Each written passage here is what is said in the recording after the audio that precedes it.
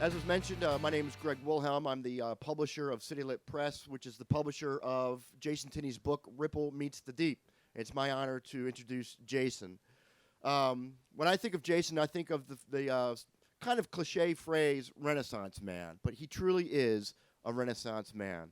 He is a journalist, he's a musician, he's an actor, he's an author. I hate him. He's super talented, and I've known him for many years, and it's been a real privilege and honor and blessing to be able to have finally worked with him professionally in the making and the editing and the publication of Ripple Meets the Deep. So, ladies and gentlemen, join me in welcoming Jason Tinney.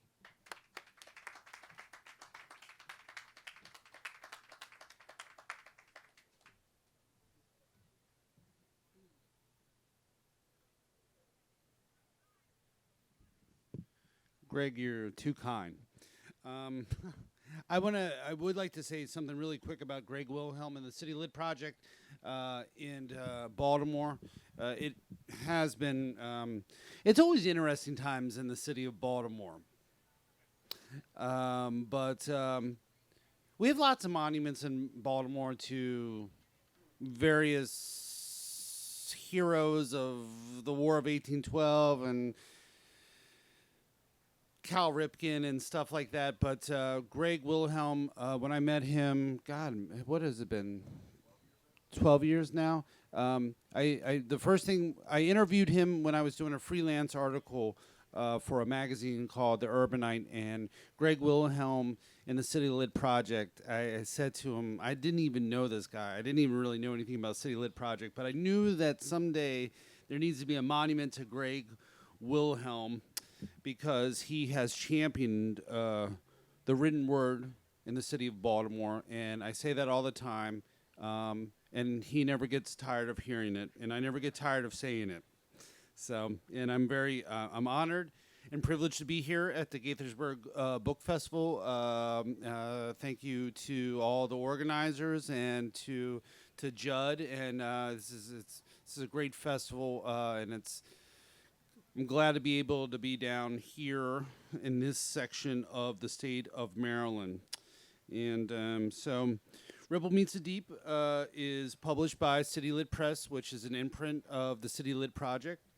And I'm going to read a couple stories, excerpts.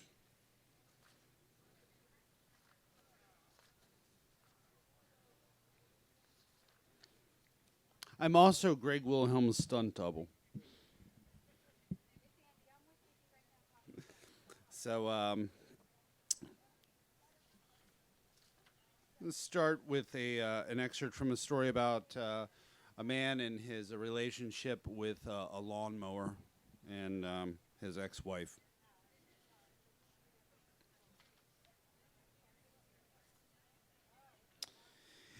As he made his last pass by the garage, Ryan felt a burning pierce in his neck and instinctively smacked at the source of heat. He saw a flash of yellow zip past his eyes, and then another. And for a brief moment, he thought he was seeing spots brought on by the warm afternoon. The thunderous humming drowned out the purr of the cub cadet, and he realized the full scope of his predicament. Ryan looked down and saw a hole the size of a softball,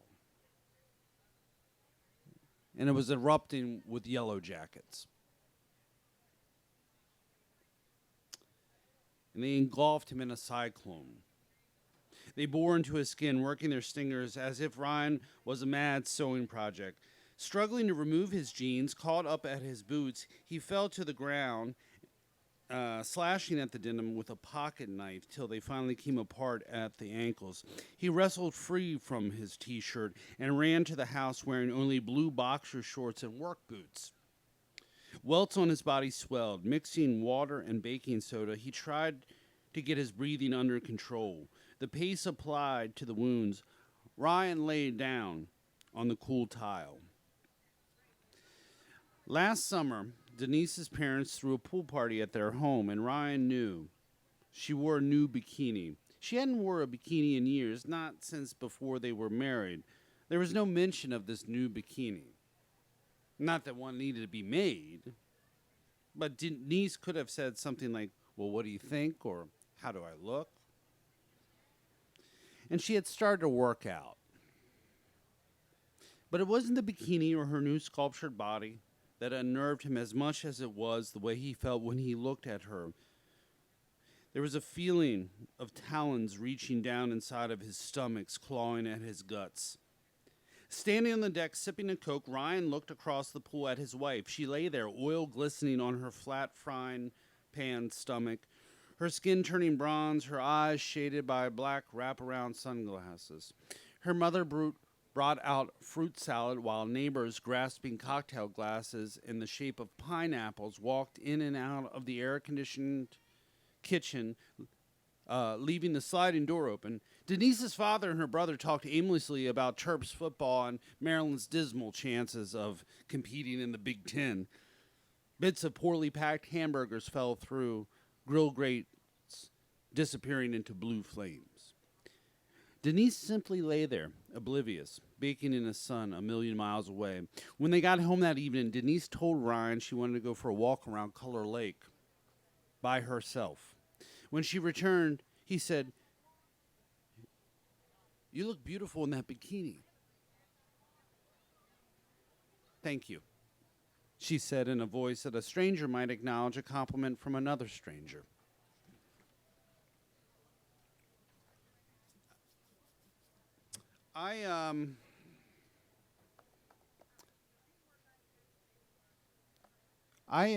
Yesterday I was at a career fair at an elementary school in Aberdeen, Maryland, and so you had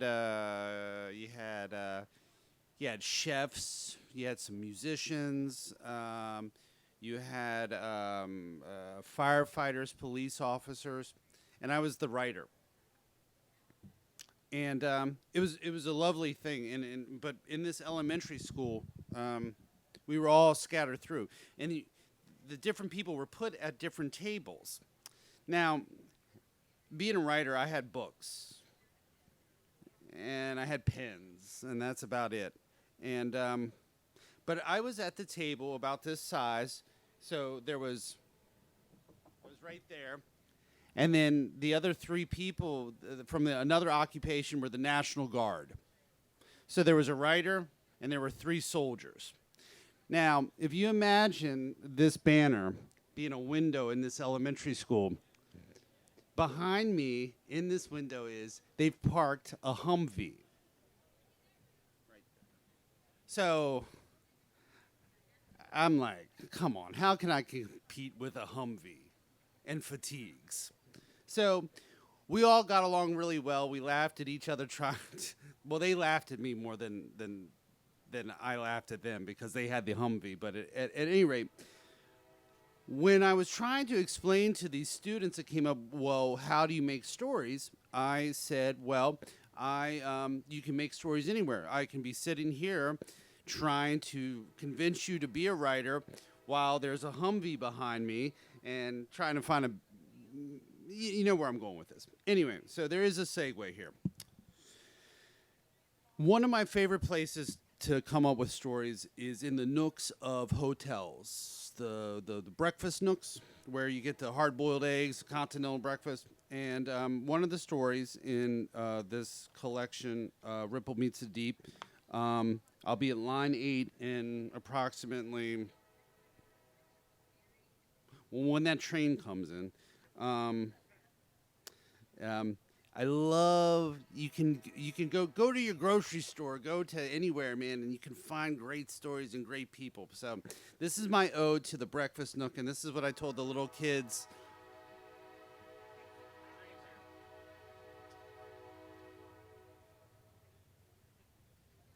This is worse than we're doing a thing at a coffee shop when they do the espresso thing.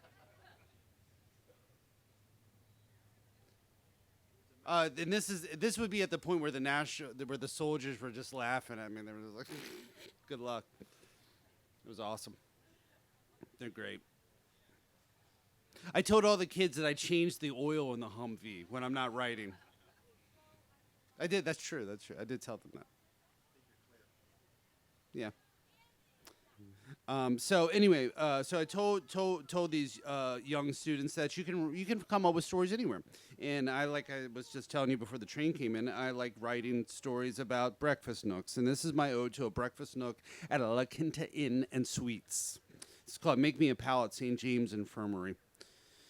I slip on sunglasses, the mask, the black eye before hitting the lobby. 7 a.m. The security guard is gone, and a new clerk is behind the front desk. "Hi," I say cheerfully, the early hours having left me no worse for wear. "Do you have a cell phone for me?" "Room 223, yep. Got it right here," he says. "Thanks for the safekeeping," I say. "No problem. Have a good one." I always hit the breakfast early before the hordes descend.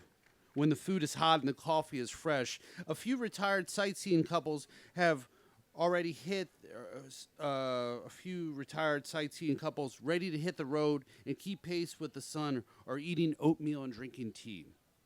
Placing a day-old USA Today down, I stake claim to a two-top by the window. An attractive young woman is filling a bowl with hard-boiled eggs. Her name tag says Erica. There's a devious spark in her eye.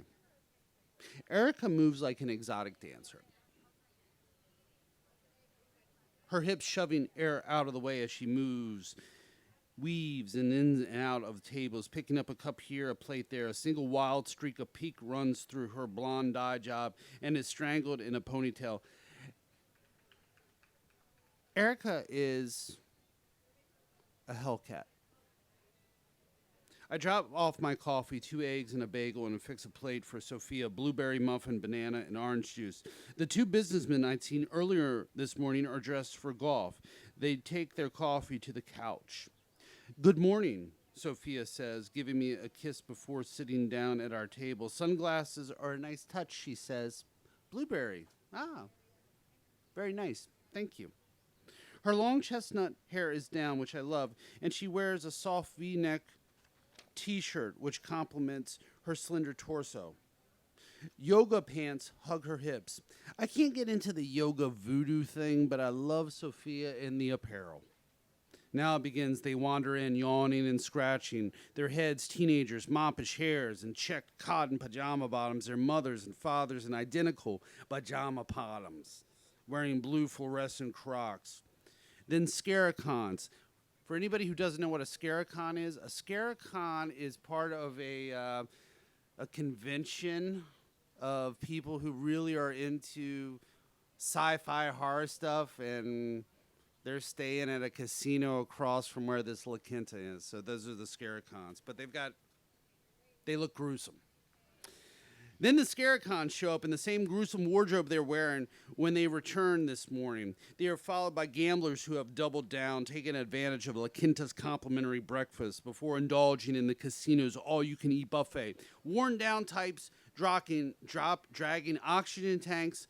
Plastic debit cards to be inserted into slot machines are clipped to colorful telephone cords attached at their waist. After many years hunched over the one-armed bandits, necks have been absorbed by shoulders now metal with skulls. Between the gamblers, the Scaricons, and families, it's hard to distinguish the real zombies from the make-believe. I've forgotten Sophia's coffee.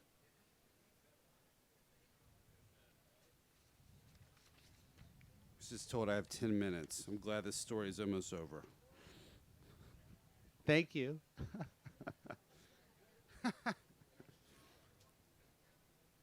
And I'm used to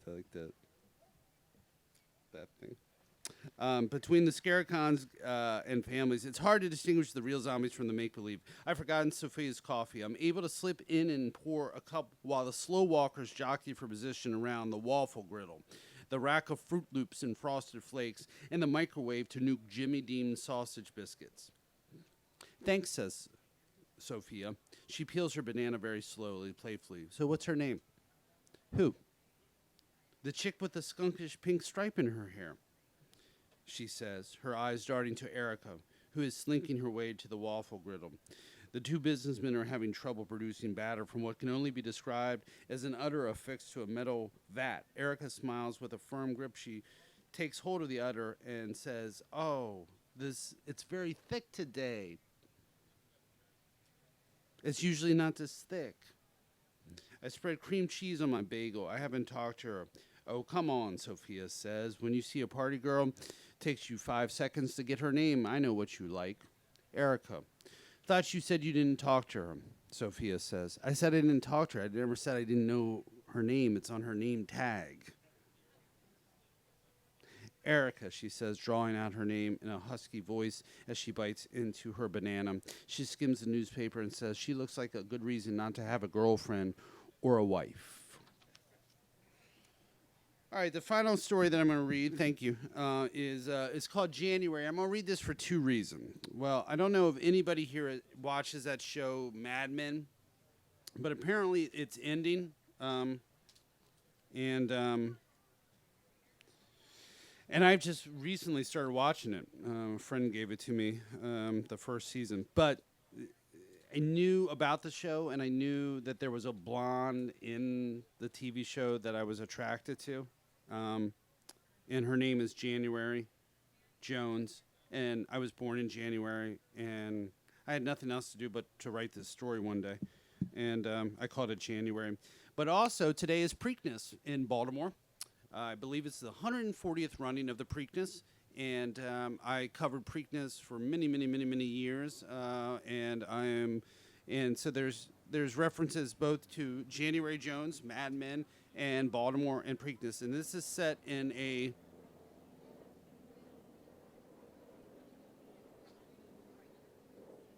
Baltimore County.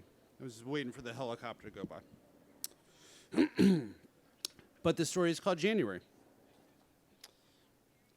Look at the size of that boar, a woman shouted. A group in the middle of the bar was watching CNN. Breaking news, a wild boar was terrorizing a Southern California subdivision. Animal control and police officers with rifles had cornered the boar by a swimming pool. They moved in and literally hog-tied the beast. They must have sedated that SOB, said a man, sipping a pint of Guinness. Of course they sedated it, the bartender said over her shoulder as she delivered Sam's bourbon. Boar that size wouldn't put up with that, the man said. That's why they're called boars, the bartender said, laughing. As the conversation moved from boars to the turf war in the swamps of Florida between alligators and invasive pythons, and whether or not animals were going crazy or just going animal, a group of young professionals with Christmas presents gathered at 2 round tables. The women, 3 of them, were all put together, but the 4 men were dressed down in khakis, button-down shirts with loosened ties and fleece zip-ups. They went to the bar and inundated the bartender with drink orders, beers, gin and tonics, tequila, and fruity exotic shots that required lots of vodka drinks, especially designed for getting drunk. Sam focused on one woman, a striking tall blonde. She removed her red velvet jacket to reveal a pleated charcoal miniskirt and tight black turtleneck sweater, which amplified her breast. January Jones. Sam hadn't noticed the man sit down next to me. Excuse me? That woman you're staring at, she looks like January Jones, the man said, not looking up from his newspaper. He was a large man. Everything about him was large. His voice, his girth, even his gray suit seemed large for such a large man. With his palm, he pulled back his thinning gray hair, exposing a deep widow's peak. He shook his Baltimore sun and expanded it full length, high above his brows. His eyes scanned left to right, moving down vertically, giving each article a quick glance before advancing to the top of the next page. He breathed heavy, sighed and snorted. Sweat rose on his forehead, and sometimes he panted.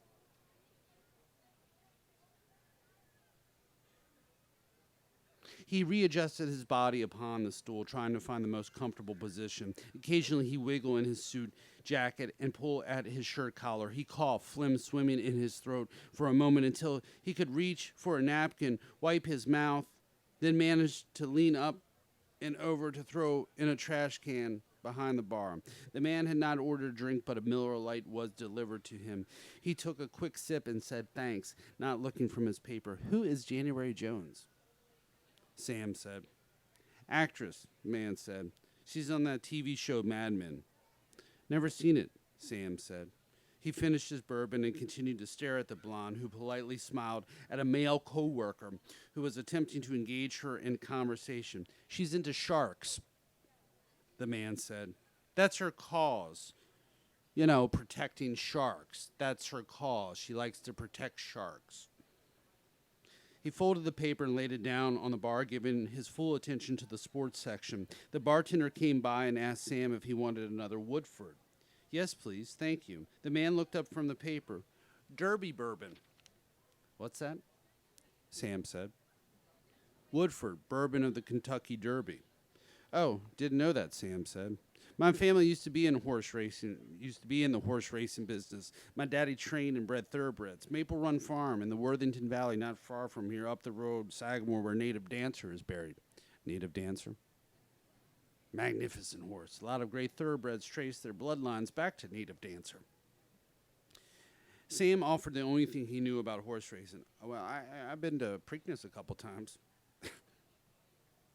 Cheeseburger arrived in front of the man without him ordering. Preakness, he said.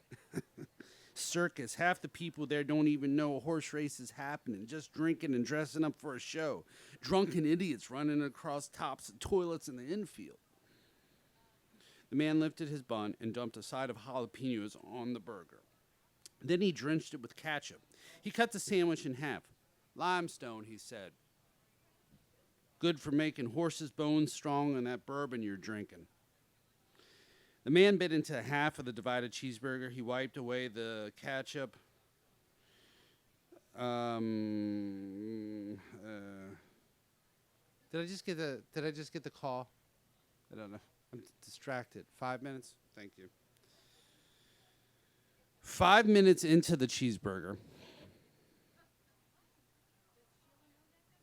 the man bit into half of the divided cheeseburger. He wiped away the ketchup dripping from the sides of his mouth. Sam sipped his fresh bourbon. Limestone Shelf runs through the Worthington Valley, the man said. My daddy told me if we couldn't breed horses, we could always make bourbon. Sam pulled out his cell phone to check the time. The man put his cheeseburger down. He said, I gotta stop eating the jalapenos. Had a bellyache for a week. He drank his beer and continued. Anyway, the industry has gone down the drain. Track owners, jockey club, and Annapolis. That's a city full of circles. Have messed it up 3 ways to Sunday. That's why we got out. The large man swallowed the remaining half of the half. Having wiped his hands, he reached into his jacket and held a card for Sam. We're in the beef business now. Local grass-fed black Angus and bison wrapped and labeled. We'll see how long this whole buy local bubble lasts.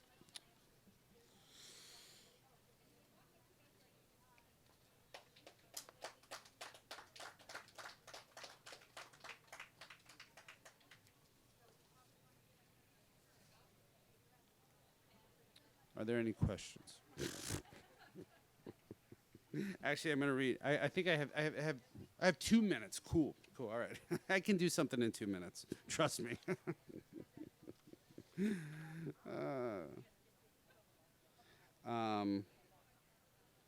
In 2 minutes, I am going to read you something really nice.